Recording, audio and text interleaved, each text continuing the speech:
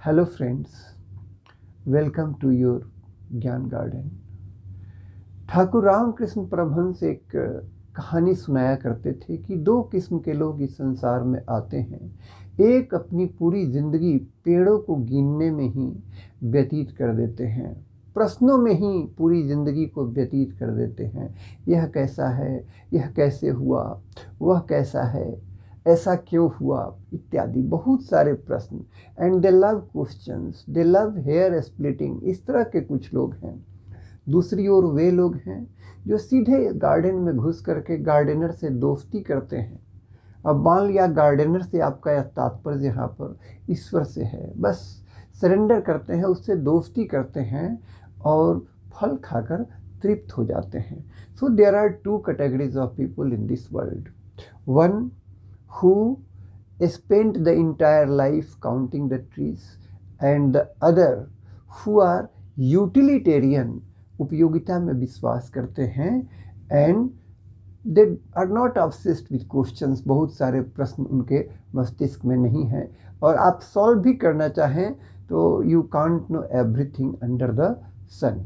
तो इस कहानी का तात्पर्य ये है कि whatever this nature, what ever this divinity has bestowed on you, आपको जो मिला है उसको इंजॉय करिए। ओके, थोड़ा मोड़ा क्वेश्चन तो सही है, बट बहुत सारे क्वेश्चंस जो हैं वो आपकी ज़िंदगी से प्लेजर को कुछ ना कुछ हद तक छीन लेते हैं और कम कर देते हैं। अब आज जो है हम आपको सबसे पहले ये बताना चाहेंगे कि गार्डन और ऑर्चार्ड क्या एक ही चीज़ है? गार्डन मीन्स बगीचा, ऑर्चार्ड मीन्स भी बोलचाल की भाषा में बगीचा ही होता है। तो क्या गार्डन और ऑर्चार्ड एक ही चीज़ है? मान लिया आपने कुछ फल के भी पेड़ दो चार लगा रखे हैं, कुछ वहाँ पर साग सब्जी भी आपने लगा रखा है, कुछ फूल वगैरह भी है, या केवल सब्जी का कुछ इस तरह से छोटा सा प्लॉट है, तो उसे हम गार्डन कहेंगे कि ऑर्चार्ड कहेंगे? नहीं, उसे हम गार्डन कहेंगे।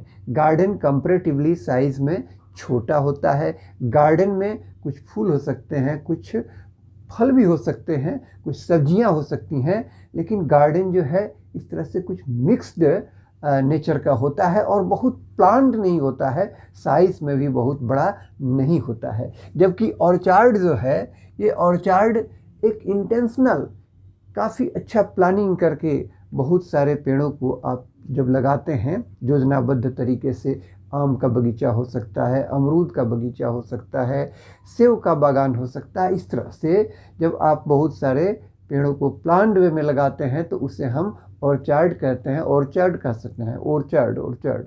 इसमें आर को थोड़ा आप साइलेंट करेंगे, ऑर्चार्ड, ऑर्चार्ड।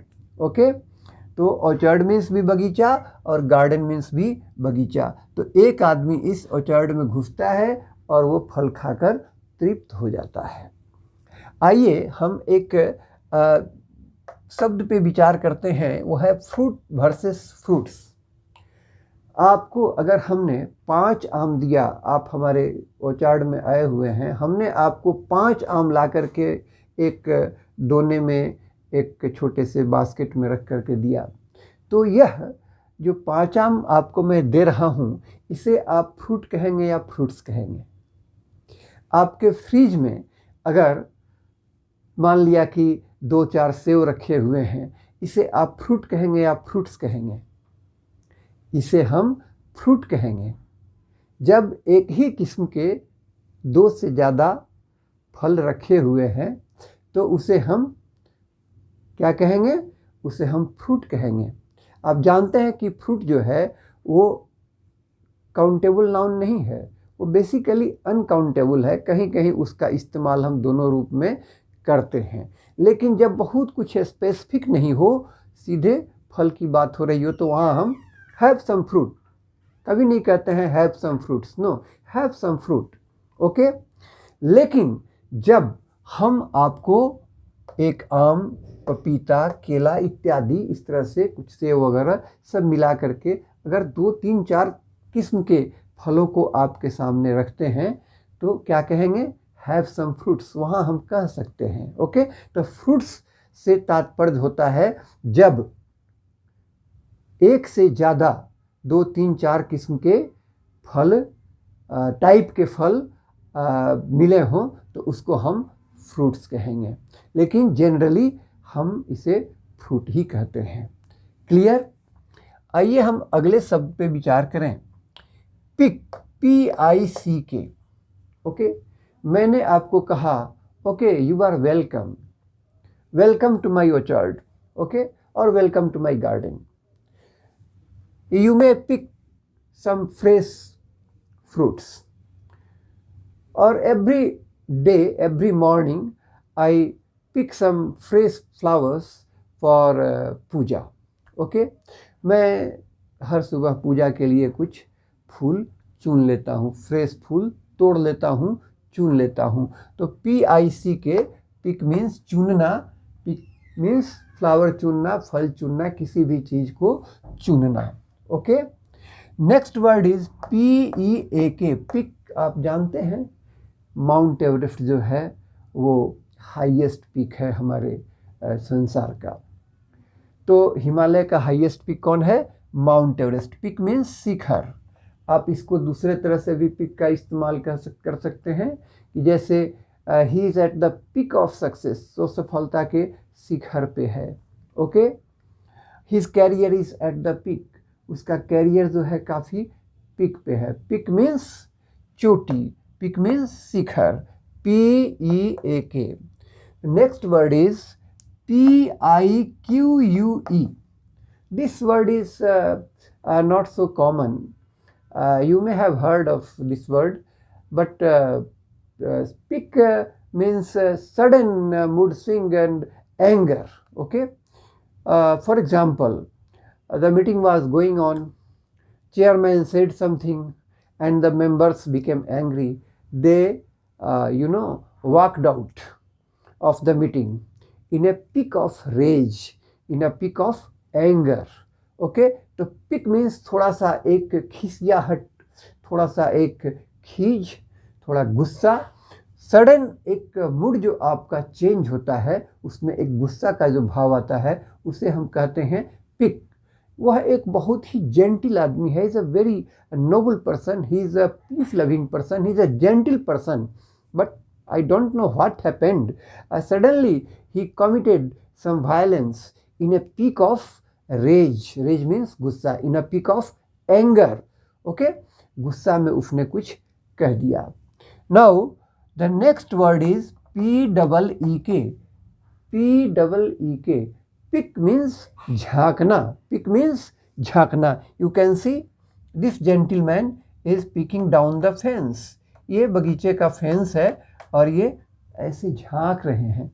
जब आप थोड़ा सा इस प्रकार से किसी चीज़ को देखते हैं कि आप यह प्रयास करते हैं कि आपको कोई ना देखे, आप चोरी छिपे, आप जल्दी से अगर किसी चीज़ को थोड़ा बहुत आँख गड़ा करके नहीं देखना चाहते हैं तो उसे हम कहते हैं पिक, PEEK।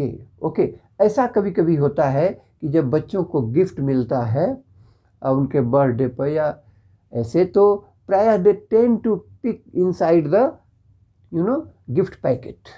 इसी तरह से यहाँ पर this gentleman is peeking down the fence.